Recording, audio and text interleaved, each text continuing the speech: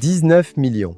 19 millions de nouveaux cas de cancer diagnostiqués chaque année dans le monde. Pas chaque décennie, chaque année. Chaque jour, 52 000 personnes entendent ces mots pour la première fois dans le bureau d'un médecin. Chaque jour. Et pourtant, ce que vous allez entendre dans les prochaines minutes, votre médecin n'a probablement jamais eu le temps de vous le dire. Parce que voici ce que la science a découvert et que personne ne prend la peine d'expliquer clairement. Jusqu'à 40% des cancers pourraient être évités. Pas réduits, pas atténués, évités. Et une partie significative de cette prévention passe par quelque chose que vous avez déjà dans votre cuisine ou que vous croisez chaque semaine au marché. Vous avez peut-être été convaincu toute votre vie que le cancer, c'est le hasard, que c'est génétique, que c'est une affaire de spécialistes, de chimiothérapie, de scanners et d'hôpitaux. Et cette conviction, aussi répandue soit-elle, n'est pas entièrement fausse, mais elle est incomplète, dangereusement incomplète, parce qu'elle vous laisse passif face à quelque chose sur lequel vous avez en réalité une influence réelle. Des chercheurs de l'université de Leicester ont publié dans Science Translational Medicine une étude montrant que des composés naturels présents dans certains fruits réduisaient la taille des tumeurs de 50% chez des souris prédisposées au cancer colorectal. 50%. Et ce n'est qu'un exemple parmi des centaines d'études publiées ces 20 dernières années dans des revues comme Cancer Research, Antioxydants ou le Journal of Agricultural and Food Chemistry. Imaginez ceci, dans 3 mois, vous regardez votre assiette différemment. Vous savez exactement quels fruits, mangés régulièrement, construisent dans votre organisme ce que les chercheurs appellent un environnement hostile aux cellules cancéreuses. Vous ne comptez plus sur la chance, vous agissez. Et vous le faites avec des aliments que vous aimez déjà. La vérité, c'est que l'industrie médicale est extraordinairement efficace pour traiter le cancer. Mais elle n'est pas construite pour vous apprendre à le prévenir. Les consultations durent 15 minutes. Les ordonnances prennent du temps à rédiger. Et les conseils nutritionnels, même les plus solides scientifiquement, sont souvent les derniers à trouver leur place dans ce temps compté. Dans cette vidéo, je vais vous présenter 7 fruits dont la science a prouvé les effets anticancéreux. 7 fruits accessibles que vous pouvez intégrer dans votre alimentation quotidienne dès aujourd'hui. Je vais vous expliquer précisément pourquoi ils agissent, quels mécanismes biologiques ils activent et à quelle dose les études les ont testés. Nous allons avancer dans l'ordre, du 4e au 1er, et je vous garde le plus puissant pour la fin, celui dont le mécanisme d'action est si précis, si direct sur votre ADN, qu'il a changé la façon dont les chercheurs pensent la prévention. Si vous regardez cette vidéo pour la première fois, abonnez-vous maintenant et activez la cloche. Chaque semaine, je publie des conseils que votre médecin n'a peut-être pas eu le temps de vous donner en consultation. Et dites-moi dans les commentaires, de quelle ville vous regardez cette vidéo en ce moment et quelle heure il est chez vous. Je suis toujours touché de voir d'où vous venez. Je suis le docteur Étienne Morel, médecin généraliste spécialisé en nutrition clinique depuis 30 ans. J'ai exercé dans des services d'oncologie, j'ai vu des centaines de patients traverser la maladie et j'ai appris une chose que les études confirment aujourd'hui. Ce que nous mangeons chaque jour n'est pas neutre. Ce n'est pas accessoire. C'est l'un des leviers les plus puissants que nous ayons sur notre santé à long terme. Je ne suis pas là pour vous vendre des compléments alimentaires, ni pour vous promettre des miracles. Je suis là pour vous transmettre ce que dit la science, avec honnêteté. Alors commençons par comprendre ce qui se passe vraiment dans votre corps. Parce que le cancer ne surgit pas du néant. Il s'installe lentement. Il faut des années, parfois des décennies, avant qu'une cellule normale devienne une cellule cancéreuse capable de former une tumeur. Et durant toutes ces années, il se passe quelque chose de précis dans chacune de vos cellules. Vos cellules se divisent constamment. Chaque jour, votre corps produit des milliards de nouvelles cellules. Et chaque division comporte un risque minuscule d'erreur dans la copie de votre ADN. La plupart du temps, vos mécanismes de réparation détectent ces erreurs et les corrigent. Mais certains facteurs augmentent le nombre d'erreurs et affaiblissent ces mécanismes de réparation. L'un des principaux coupables s'appelle le stress oxydatif. Le stress oxydatif, c'est comme une rouille qui se forme à l'intérieur de vos cellules. Imaginez vos cellules comme de petites usines. Ces usines produisent de l'énergie en permanence. Et comme tout processus énergétique, elles génèrent des déchets. Ces déchets s'appellent les radicaux libres, des molécules instables, agressives, qui cherchent à voler des électrons à tout ce qui les entoure, y compris à votre ADN. Quand vos antioxydants naturels ne suffisent plus à neutraliser ces radicaux libres, ils attaquent vos brins d'ADN. Ils les cassent, ils les modifient. Et ces modifications, accumulées sur des années, peuvent activer des gènes qui ordonnent à une cellule de se multiplier sans contrôle. C'est le point de départ de la carcinogénèse. Ce processus en 3 étapes, initiation, promotion, progression, peut durer 20 ans avant de produire une tumeur détectable. Et c'est précisément dans ces 20 ans que l'alimentation joue un rôle décisif. Ce que peu de gens savent, c'est que les antioxydants isolés, la vitamine C en comprimé, le bêta-carotène en gélule, n'ont pas démontré les mêmes effets protecteurs que les fruits entiers dans les études cliniques. Des méta-analyses publiées dans le British Medical Journal ont même montré que des suppléments à haute dose pouvaient, dans certains cas, produire l'effet inverse. Pourquoi ? Parce que dans un fruit, les molécules n'agissent pas seules. Elles agissent ensemble, en synergie, dans ce que les chercheurs appellent un effet de matrice alimentaire. Les polyphénols, les caroténoïdes, les fibres, les vitamines, tout cela interagit, se potentialise, se rend mutuellement biodisponible d'une façon qu'aucun supplément ne peut reproduire. C'est la première leçon essentielle de cette vidéo. Ce n'est pas la molécule isolée qui protège, c'est le fruit dans sa totalité, mangé régulièrement, intégré dans une alimentation vivante. Alors maintenant, allons au cœur du sujet. Voici le premier des 7 fruits que la science place en tête de liste. Je me souviens d'Élise, 63 ans, ancienne institutrice qui venait me consulter après une mammographie inquiète. Rien de confirmé encore, simplement une zone dense à surveiller et une anxiété qui avait envahi son quotidien.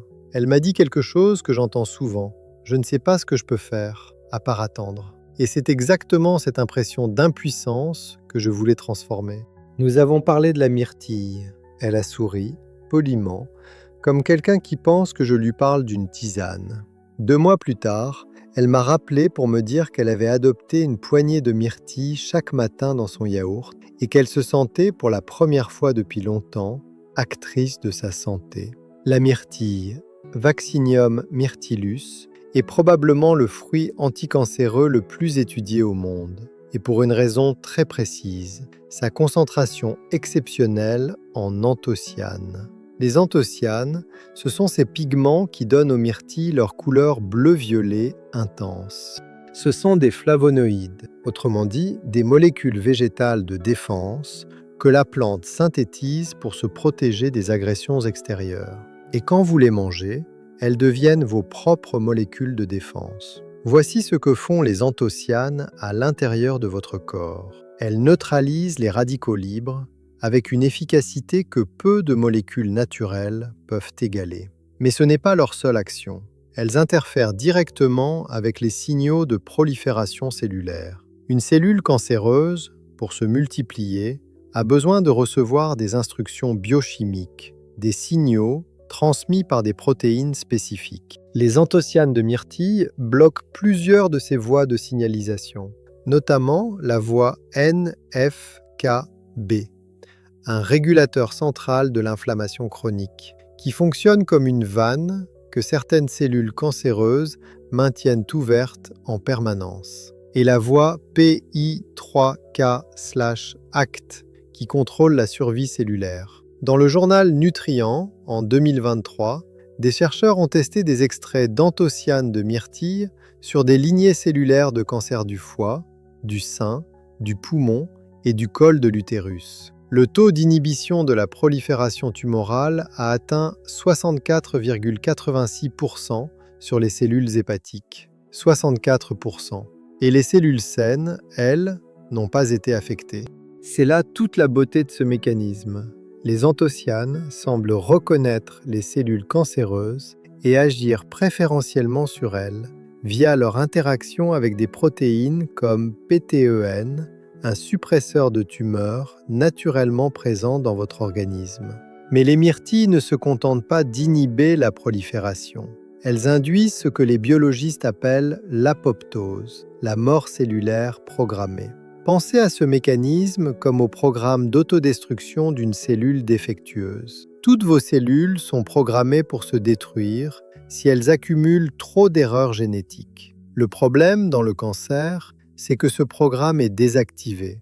Les cellules cancéreuses deviennent immortelles. Elles refusent de mourir. Les anthocyanes de myrtille réactivent ce programme en agissant sur des protéines clés comme BAX et en neutralisant BCL2, la protéine qui maintient les cellules tumorales artificiellement en vie. Dans Advances in Nutrition, en 2020, une revue synthétisant des dizaines d'études épidémiologiques a établi que des apports réguliers, modérés en myrtille et en anthocyanes, environ une tasse par jour, soit 150 grammes, étaient associés à une réduction significative des biomarqueurs inflammatoires et des dommages oxydatifs à l'ADN dans plusieurs cohortes humaines. Fraîches ou surgelées, les deux formats se valent. La congélation préserve les anthocyanes. En revanche, la cuisson prolongée les dégrade. Une poignée au petit déjeuner dans un yaourt nature ou mélangée à des flocons d'avoine avec un filet de miel, c'est suffisant. Pas besoin de gélules ni d'extrait concentré. Les études montrent même que le fruit entier, grâce à la synergie de ses composants, surpasse les extraits purifiés en termes d'efficacité. Une précaution, si vous prenez des anticoagulants comme la warfarine, parlez-en à votre médecin avant d'augmenter fortement votre consommation, car les anthocyanes peuvent interagir avec ce type de médicaments. Le deuxième fruit de notre liste est aussi ancien que la civilisation. Il est mentionné dans les textes médicaux perses du XIIe siècle. Il était cultivé dans les jardins de Babylone. Aujourd'hui, il fait l'objet de plus de 800 études scientifiques recensées dans la littérature médicale sur ses propriétés anticancéreuses. Il s'appelle la grenade. Gérard avait 67 ans, ancien comptable que j'ai suivi pendant plusieurs années, après un diagnostic de cancer de la prostate à faible risque, traité avec succès, mais sous surveillance active. Il était méticuleux, il gardait un carnet, notait tout.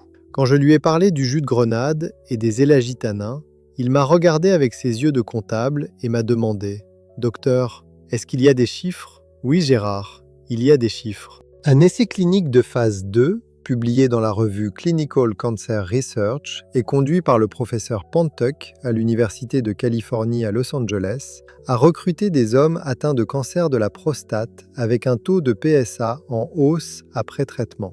Le PSA, c'est l'antigène prostatique spécifique, un marqueur sanguin qui augmente quand les cellules prostatiques prolifèrent anormalement. Dans cet essai, les patients ont consommé 240 ml de jus de grenade par jour. Le résultat a été spectaculaire. Le temps de doublement du PSA, c'est-à-dire le temps qu'il faut au marqueur tumoral pour doubler, ce qui indique la vitesse de progression de la maladie, est passé d'une moyenne de 15 mois avant le traitement à 54 mois après. 15 mois à 54 mois. Ce n'est pas une anecdote, c'est une multiplication par 3,6 de ce temps de doublement. Mais pourquoi la grenade agit-elle ainsi ? La réponse est dans ses élagitanins, et plus précisément dans ce qui se passe après que vous les avez mangés. Les élagitanins de la grenade, comme la punicalagine, sont composés le plus abondants, qui représentent plus de 50% de l'activité antioxydante du jus, ne sont pas absorbés directement dans le sang. Ils voyagent jusqu'à votre côlon, où vos bactéries intestinales les transforment en molécules appelées urolytines. Ce sont ces urolytines qui sont absorbées, distribuées dans tout votre organisme et qui s'accumulent préférentiellement dans les tissus prostatiques, intestinaux et coliques. Les urolytines agissent à plusieurs niveaux. Elles inhibent l'aromatase, une enzyme qui convertit les androgènes en œstrogènes et qui joue un rôle clé dans certains cancers hormonodépendants du sein. Dans Antioxydants 2023, des chercheurs de la City of Hope University ont montré que 10 des composés dérivés des élagitanins de grenade présentaient une activité antiproliférative significative sur des lignées de cellules cancéreuses mammaires. Les urolitines agissent également en inhibant directement la production de molécules pro-inflammatoires en amont des cascades de signalisation, un mécanisme distinct de celui des anthocyanes de myrtille, ce qui les rend non redondantes, mais complémentaires. Un point important que j'insiste toujours à mentionner, la capacité à convertir les élagitanins en urolitines varie d'une personne à l'autre selon la composition de votre microbiote intestinal. Ce n'est pas tout le monde qui produit des urolitines avec la même efficacité. C'est une des raisons pour lesquelles diversifier votre flore intestinale via les légumes fermentés, les yaourts nature, les légumineuses, amplifie l'effet protecteur de la grenade. Le jus frais ou non pasteurisé est préférable, car la pasteurisation à haute température dégrade une partie des polyphénols. Les graines elles-mêmes, mangées telles quelles, sont également excellentes. Une petite grenade entière par semaine ou un verre de jus pur 2 à 3 fois par semaine représente une dose cohérente avec les études. À noter, la grenade peut interagir avec certains médicaments métabolisés par le foie, notamment les statines et certains antihypertenseurs. Si vous prenez ce type de traitement, demandez conseil à votre médecin. Avant de continuer avec les 5 fruits suivants, si vous n'êtes pas encore abonné à cette chaîne, faites-le maintenant et activez la cloche. Je publie chaque semaine des informations que la recherche valide et que la consultation médicale standard n'a pas le temps de vous transmettre. Et dites-moi dans les commentaires, tapez le chiffre 1 si vous avez déjà l'un de ces 2 premiers fruits dans votre alimentation régulière. Tapez le chiffre 2 si vous allez en ajouter un cette semaine. Le 3e fruit a une histoire particulière. Il est cultivé depuis 6000 ans en Géorgie, au sens littéral du terme, le pays du Caucase. Les Grecs anciens croyaient qu'il ralentissait le vieillissement.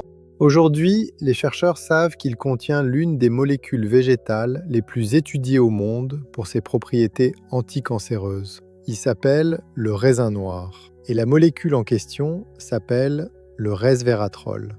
Catherine avait 64 ans, ancienne infirmière, qui connaissait parfaitement la littérature médicale sur le resveratrol et me posait des questions très précises. Elle voulait savoir si le vin rouge comptait.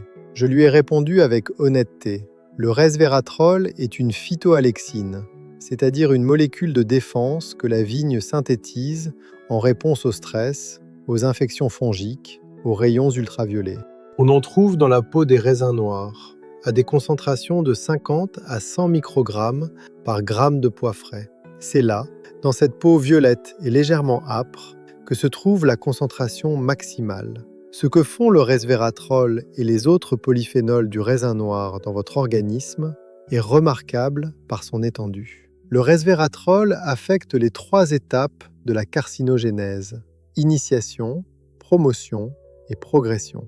Pendant la phase d'initiation, il empêche les radicaux libres d'interagir avec votre ADN et renforce les systèmes de réparation naturelle. Pendant la phase de promotion, il bloque les signaux qui ordonnent aux cellules abîmées de se multiplier. Pendant la phase de progression, il inhibe l'angiogénèse, c'est-à-dire la formation de nouveaux vaisseaux sanguins que les tumeurs créent pour s'alimenter, et réduit la capacité des cellules cancéreuses à migrer vers d'autres organes, un processus qu'on appelle la métastase. Dans Science Translational Medicine, les chercheurs de l'université de Leicester, sous la direction du professeur Karen Brown, ont comparé 2 doses de resveratrol chez des souris prédisposées au cancer colorectal. La dose faible, équivalente à celle que l'on trouve dans un grand verre de jus de raisin, a réduit la taille des tumeurs de 50%. La dose élevée, 200 fois supérieure, n'a obtenu qu'une réduction de 25%. 50% contre 25%. Moins, c'est plus. Ce résultat inattendu a profondément changé la façon dont les chercheurs envisagent la chimioprévention par les polyphénols alimentaires. C'est la régularité des apports modérés qui prime sur la concentration. Mais le resveratrol n'est pas le seul atout du raisin noir. Ces proanthocyanidines, présentes dans les pépins, ont montré une capacité à modifier l'expression de gènes impliqués dans le développement tumoral. Et ces anthocyanes contribuent à une activité anti-inflammatoire qui s'articule différemment de celle de la myrtille. Les proportions et les structures chimiques varient suffisamment pour que les deux fruits soient véritablement complémentaires sur le plan thérapeutique. Dans une étude de cohorte portant sur 369 femmes en Suisse, publiée en 2005, les chercheurs ont établi une relation inverse entre la consommation de raisins et le risque de cancer du sein, indépendamment de la consommation de vin. C'est important, ce n'est pas l'alcool qui protège, c'est le raisin lui-même. Et Catherine m'avait posé exactement la bonne question. Le vin rouge ne compte pas, parce que l'alcool est lui-même un facteur de risque qui annule les bénéfices du resveratrol. Ce sont les raisins entiers, noirs et frais que l'on mange. Une poignée de raisins noirs frais, avec leurs pépins si vous pouvez les mâcher, car les pépins concentrent les proanthocyanidines, 2 à 3 fois par semaine. Hors saison, les raisins secs non traités conservent une partie des polyphénols, mais leur teneur en sucre est concentrée. Une petite poignée suffit. Le jus de raisin noir pur, pressé à froid, est une alternative intéressante pour les mois d'hiver. Le quatrième fruit de notre liste, vous l'avez probablement dans votre cuisine en ce moment même. Il est orange, il est parfumé, et il contient une famille de molécules si complexes et si puissantes que des équipes entières de chercheurs lui ont consacré leur carrière. Je parle des agrumes, et plus particulièrement de l'orange, du citron et du pamplemousse. Monique avait 66 ans, ancienne secrétaire médicale. Elle connaissait le vocabulaire, mais pas toujours la substance derrière les mots. Elle me disait « Je mange une orange par jour depuis 40 ans, docteur. Est-ce que ça compte vraiment ?» Et ma réponse, la surprise. Les agrumes contiennent au moins 3 familles de composés bioactifs dont les effets anticancéreux sont bien documentés. La première, c'est la famille des flavonoïdes, et en particulier l'hespéridine et la naringénine. L'hespéridine est une molécule présente en grande quantité dans la membrane blanche qui enveloppe les quartiers d'orange, ce que la plupart d'entre nous retirons soigneusement.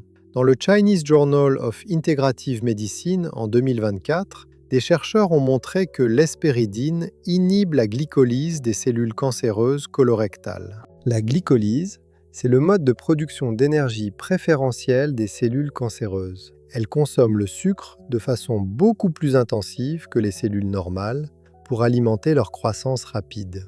L'hespéridine coupe ce carburant préférentiel en bloquant des enzymes clés de ce processus, notamment HK2 et les transporteurs de glucose. Sans carburant, les cellules tumorales ralentissent, puis meurent. La deuxième famille, c'est la quercétine, un flavonoïde présent dans les oranges sanguines, le citron et le pamplemousse. Dans BMC Complementary Medicine and Therapies, des chercheurs ont mesuré l'effet de la quercétine sur des lignées de cellules cancéreuses pulmonaires A549. À 72 heures de traitement, le taux d'apoptose dans les cellules cancéreuses a atteint 27,31% contre 2,19% dans le groupe 19% dans le groupe contrôle. La quercétine agit en arrêtant le cycle cellulaire à la phase G2M. Pensez à ce mécanisme comme à un feu rouge placé sur la voie express de la division cellulaire. Les cellules cancéreuses s'arrêtent, et celles qui s'arrêtent trop longtemps déclenchent leur programme d'autodestruction. La troisième famille, c'est le délimonène, le composé aromatique principal de l'huile essentielle de zeste de citron et d'orange. Vous le sentez quand vous râpez un zeste. Selon le Memorial Sloan Kettering Cancer Center, le délimonène a démontré dans des modèles animaux une activité contre les cancers du pancréas, de l'estomac, du côlon, de la peau et du foie. Son mécanisme d'action passe notamment par l'inhibition de la voie PI3K/ACT, une voie de survie cellulaire que plusieurs molécules anticancéreuses ciblent par des entrées différentes, et par l'induction de l'apoptose via la voie mitochondriale. Pour tirer le maximum des agrumes, mangez la membrane blanche, l'albédo, qui contient la plus haute concentration d'hespéridine. Râpez le zeste d'un citron bio ou d'une orange bio sur vos plats, vos salades, votre yaourt. Le zeste est la partie la plus riche en délimonène, à condition que le fruit soit bio, pour éviter les résidus de pesticides. Et une orange entière vaut toujours mieux qu'un jus pressé, parce que les fibres ralentissent l'absorption des sucres et potentialisent l'effet des polyphénols. Monique m'a rappelé 3 semaines plus tard pour me dire qu'elle avait commencé à râper du zeste de citron sur tout. Elle trouvait ça délicieux. Parfois, la prévention la plus efficace est aussi la plus simple. Le 5e fruit est celui qui m'a le plus surpris quand j'ai découvert les études, parce que c'est un fruit que l'on associe rarement à la prévention du cancer. C'est un fruit crémeux, riche, que certains évitaient autrefois par peur des graisses. Aujourd'hui, la science lui rend justice. Il s'appelle l'avocat. Michel avait 62 ans, ancien professeur d'éducation physique, sportif dans l'âme, mais alarmé par des antécédents familiaux de cancer colorectal. Il mangeait sainement, mais évitait l'avocat. Trop gras, disait-il, comme si cette réputation ancienne avait été gravée dans le marbre. Quand je lui ai montré les résultats de l'étude de Harvard publiée en 2023 dans Cancer Prevention Research, il a ouvert des yeux de sportif qui vient de comprendre qu'il a mal réglé son entraînement. Cette étude prospective, conduite par l'École de santé publique de Harvard et le Brigham and Women's Hospital de Boston, a suivi 45 289 hommes pendant 30 ans dans le cadre du Health Professionals Follow-up Study. Les chercheurs ont comparé les hommes consommant au moins une portion d'avocat par semaine à ceux qui n'en mangeaient pas. Les résultats sont frappants. Cette consommation hebdomadaire était associée à une réduction de 29% du risque de cancer colorectal, de 29% du risque de cancer du poumon et de 28% du risque de cancer de la vessie, et une réduction de 15% du risque total de cancer, toutes localisations confondues. Je précise que ces associations ont été observées chez les hommes de cette cohorte. Les données concernant les femmes sont moins tranchées et font l'objet d'études complémentaires en cours, 29%. Sur une cohorte de 45 000 personnes suivies pendant 3 décennies, ce ne sont plus des chiffres de laboratoire, ce sont des chiffres de vie réelle. Pourquoi l'avocat agit-il ainsi ? Plusieurs mécanismes simultanés.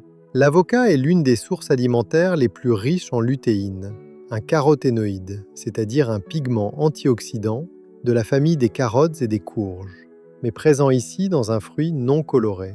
La lutéine agit comme un filtre biologique contre les dommages oxydatifs dans les tissus épithéliaux, c'est-à-dire les tissus qui tapissent l'intérieur de vos organes comme le côlon, les poumons et la vessie.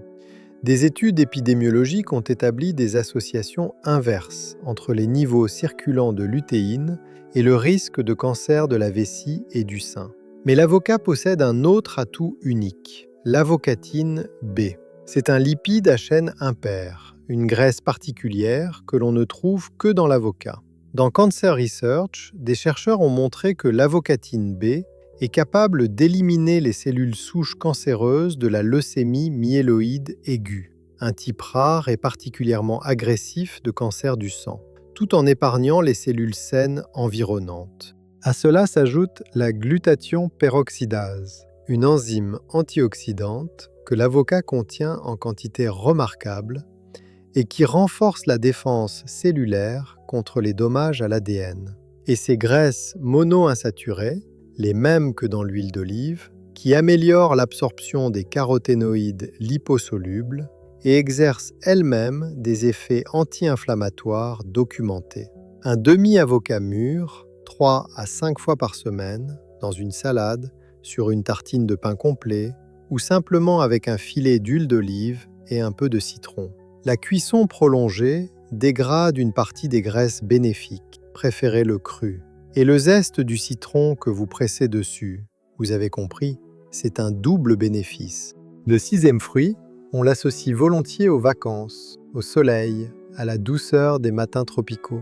Mais derrière sa chair orange et son arôme sucré, se cache un arsenal chimique que les chercheurs ont mis des années à déchiffrer. Il s'appelle la papaye. Jacqueline avait 65 ans, ancienne couturière originaire des Antilles, et elle m'apportait régulièrement des papayes de chez son maraîcher. Elle savait intuitivement que ce fruit était bon pour elle. Sa mère lui avait appris. La science lui a donné raison, mais avec des nuances importantes que je veux vous partager. La papaye contient 2 familles de composés anticancéreux particulièrement remarquables.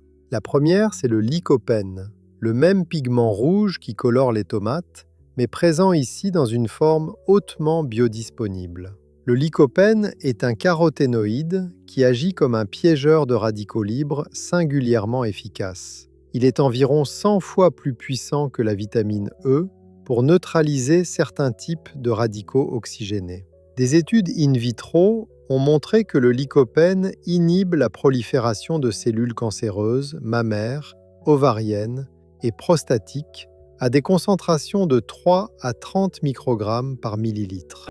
La deuxième famille est encore plus intéressante, les isothiocyanates, et en particulier l'isothiocyanate de benzyle, noté BITC dans la littérature scientifique. Cette molécule est produite dans les graines de papaye à partir d'un précurseur inactif appelé glucosinolate de benzyle, qui est activé par une enzyme, la myrosinase, quand on mâche ou broie la graine. C'est le même type de mécanisme que dans le brocoli avec le sulforaphane, une molécule dormante qui s'active à l'instant de la mastication. Dans BMC, Complementary Medicine and Therapies, en 2023, des chercheurs ont évalué l'effet de l'extrait de graines de papaye sur des lignées cellulaires de cancer colorectal. L'extrait a induit une augmentation significative de l'expression des gènes P53 et Caspase3, deux protéines qui, quand elles sont activées, ordonnent à la cellule de déclencher sa propre destruction, et une réduction marquée de BCL2, la protéine qui maintient les cellules tumorales artificiellement en vie. En langage clair, les graines de papaye agissent directement sur les interrupteurs moléculaires qui décident si une cellule doit vivre ou mourir, et ils les remettent dans la bonne position.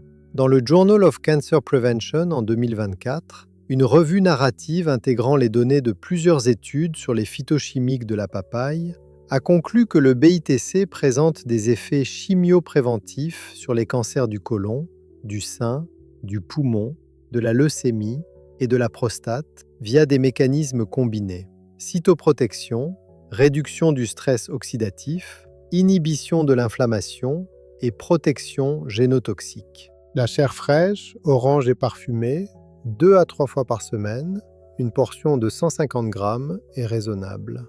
Une précaution importante, les graines, bien qu'actives biologiquement, doivent être consommées en très petite quantité, une demi-cuillère à café de graines fraîchement broyées, quelques fois par semaine. Des études sur l'animal ont montré des effets hépatotoxiques à haute dose. Si vous êtes enceinte, les graines de papaye sont déconseillées. La chair de papaye mûre, en revanche, est parfaitement sûre pour tout le monde. Jacqueline, ma patiente antillaise, avait raison, et sa mère aussi.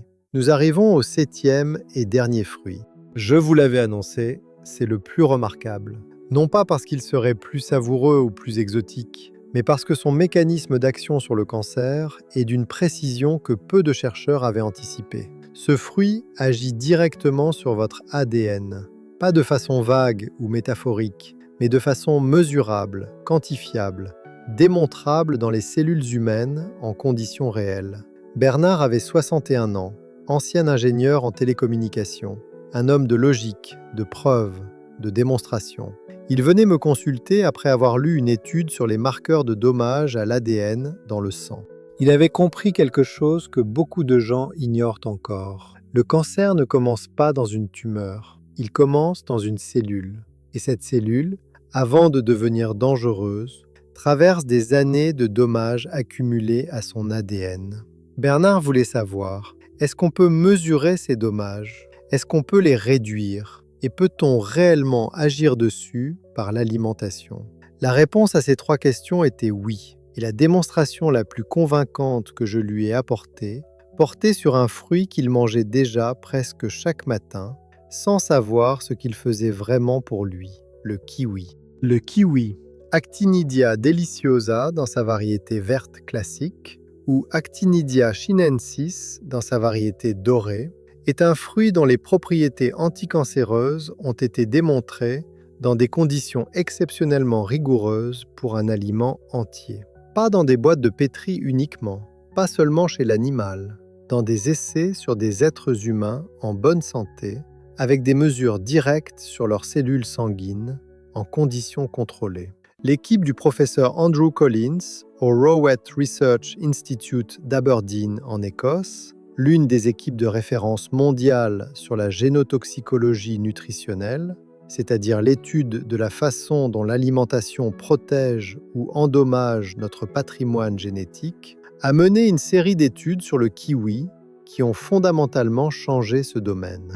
Leur méthode, le test des comètes ou Comet Assay. C'est une technique qui permet de mesurer, dans des cellules humaines individuelles prélevées dans le sang, le degré de fragmentation de l'ADN. Plus l'ADN est fragmenté, plus le risque de mutation est élevé. Dans leur essai d'intervention humaine, des volontaires sains ont consommé une dose unique de jus de kiwi.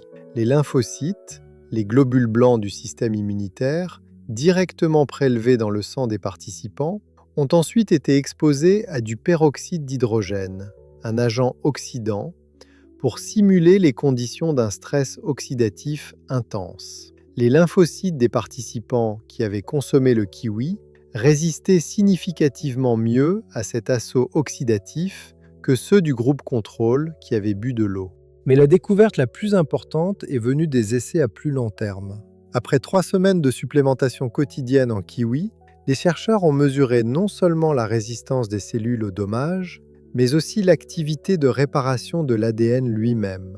Et là, ils ont observé quelque chose de remarquable. Le kiwi stimule ce qu'on appelle la réparation par excision de base, en anglais Base Excision Repair ou BER. C'est l'un des mécanismes de réparation fondamentaux de votre ADN, celui qui détecte et corrige les bases oxydées, notamment la 8-oxoguanine. Une lésion chimique qui, si elle n'est pas corrigée, peut conduire à une mutation. Autrement dit, le kiwi ne se contente pas de neutraliser les radicaux libres avant qu'ils attaquent votre ADN.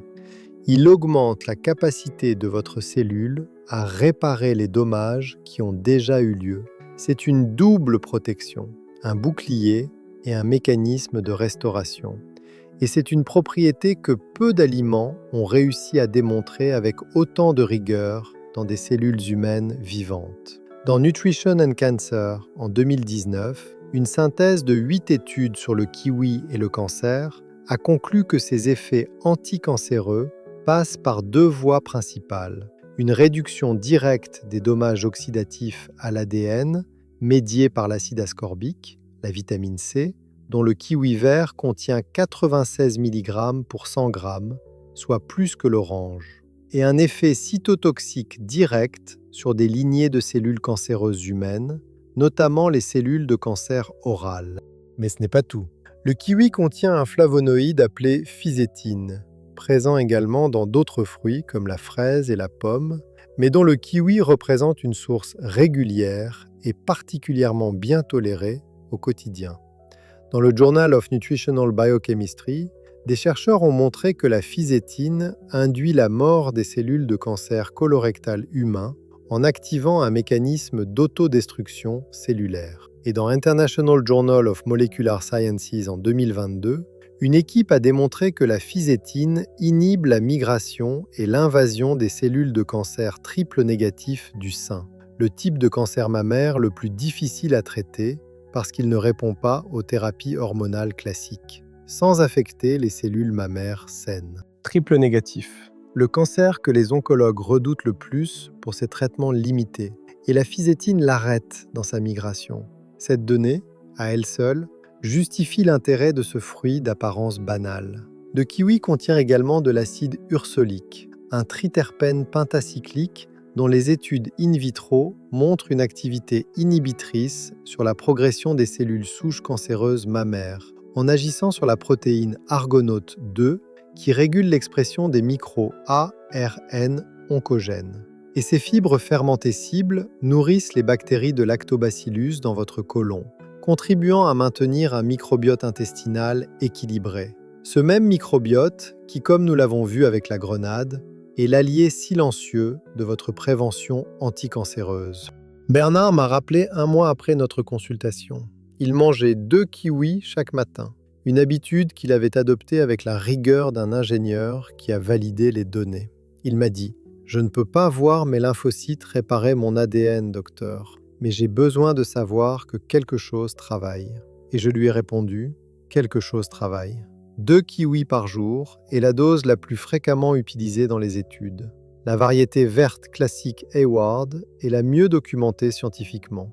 La peau est comestible, légèrement duveteuse, au goût proche de la poire, et contient des concentrations supplémentaires de polyphénol et de fibres. Si vous pouvez la consommer, c'est un bénéfice supplémentaire. La cuisson dégrade la vitamine C et la fisétine. Mangez le kiwi cru. Frais est toujours préférable au kiwi en conserve ou en sirop. Une précaution, le kiwi est allergène pour un petit nombre de personnes, en particulier chez les sujets sensibles au latex ou aux autres fruits à coque. Si vous n'en avez jamais mangé, commencez par une petite quantité et observez votre réaction.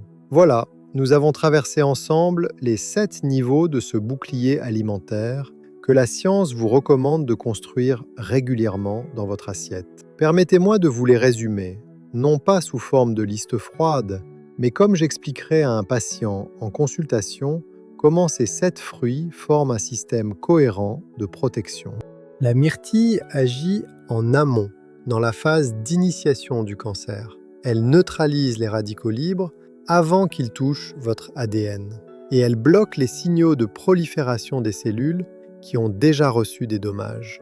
La grenade intervient dans un dialogue intime avec votre microbiote intestinal. Vos bactéries transforment ces élagitanins en urolytine, qui voyagent jusqu'au tissu prostatique et mammaire et y désactivent les enzymes qui fabriquent les hormones stimulant les tumeurs. Le raisin noir, via son resveratrol et ses proanthocyanidines, couvre les 3 phases de la carcinogénèse simultanément: initiation, promotion, progression, en agissant comme un chef d'orchestre qui neutralise plusieurs menaces à la fois. Les agrumes apportent leur famille d'hespéridine et de délimonène pour couper l'alimentation énergétique préférentielle des cellules cancéreuses et bloquer leur voie de survie. L'avocat protège les tissus épithéliaux vulnérables, côlon, poumon, vessie, grâce à sa lutéine et à son avocatine B unique, tout en apportant les graisses qui rendent biodisponibles tous les caroténoïdes que vous consommez avec lui. La papaye déploie ses isothiocyanates comme des agents ciblés, capables de pénétrer dans les cellules cancéreuses et d'activer directement leur programme d'autodestruction. Et le kiwi, le 7e et le plus précis, travaille à l'échelle même de votre code génétique, réparant ce qui a déjà été endommagé, renforçant les ouvriers moléculaires qui maintiennent l'intégrité de votre ADN à chaque division cellulaire. Ce n'est pas un régime, ce n'est pas une liste de contraintes, c'est une façon de comprendre que chaque fruit a une adresse biologique précise dans votre corps, un endroit où il travaille, un mécanisme qui l'active. Et quand vous mangez plusieurs de ces fruits régulièrement, leurs effets ne s'additionnent pas simplement, ils se potentialisent. Les graisses de l'avocat augmentent l'absorption du lycopène de la papaye.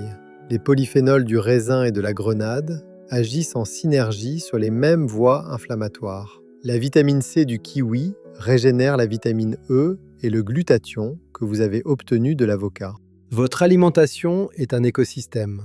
Et dans cet écosystème, ces 7 fruits sont des alliés d'une puissance que la pharmacie ne peut pas entièrement reproduire. Je veux maintenant vous inviter à imaginer quelque chose. Imaginez qu'il y a 3 mois, vous avez commencé.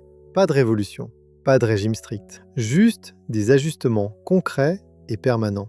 Des myrtilles ou des fruits rouges au petit déjeuner, 3 fois par semaine. Des raisins noirs frais, comme en cas du milieu d'après-midi, quand la faim se fait sentir avant le dîner. Un demi-avocat dans la salade, 2 fois par semaine, avec un filet d'huile d'olive et du citron râpé. Ce même citron dont vous avez gratté le zeste sur votre yaourt du matin. Une grenade ou un verre de son jus pur le week-end. Un morceau de papaye fraîche le dimanche. Et 2 kiwis chaque matin posés à côté de votre café que vous ouvrez et mangez en 2 minutes avant que la journée commence. Ce n'est pas une contrainte, c'est un rituel. Et dans 3 mois, ces rituels ont changé quelque chose de mesurable dans votre corps. Vos marqueurs inflammatoires ont baissé. Vos cellules réparent mieux leurs dommages à l'ADN. Votre microbiote s'est enrichi. Votre risque a bougé dans la bonne direction. Vous ne verrez pas sur un scanner.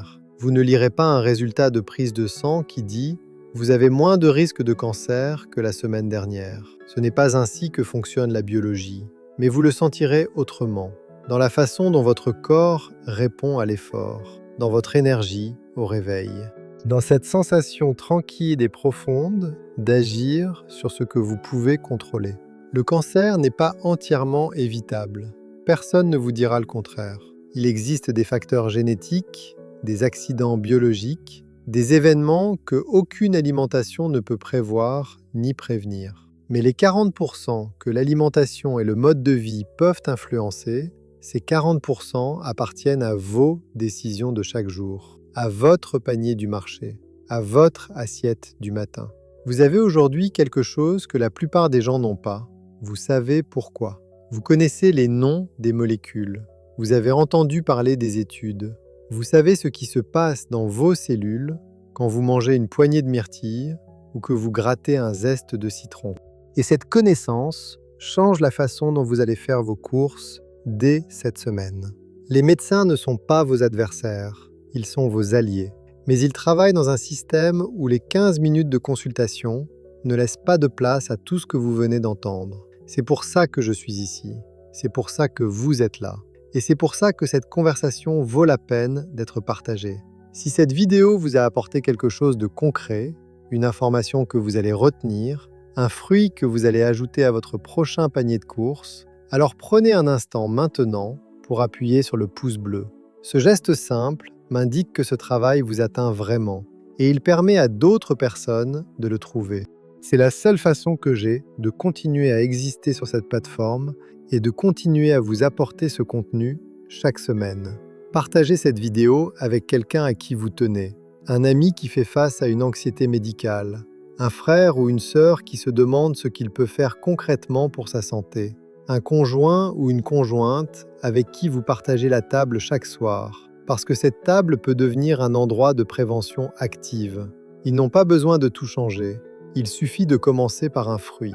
Et dites-moi dans les commentaires, quel est le premier de ces 7 fruits que vous allez ajouter à votre alimentation cette semaine? La myrtille? Le kiwi? L'avocat? Votre réponse compte. Elle peut inspirer quelqu'un d'autre à franchir le pas. Et si vous avez déjà intégré certains de ces fruits dans votre quotidien et que vous avez observé des changements, même subtils, partagez votre expérience ici. Vos témoignages ont une valeur que les études de laboratoire ne peuvent pas capturer. Prenez soin de vous, mangez de la couleur, mangez de la vie, et à la semaine prochaine.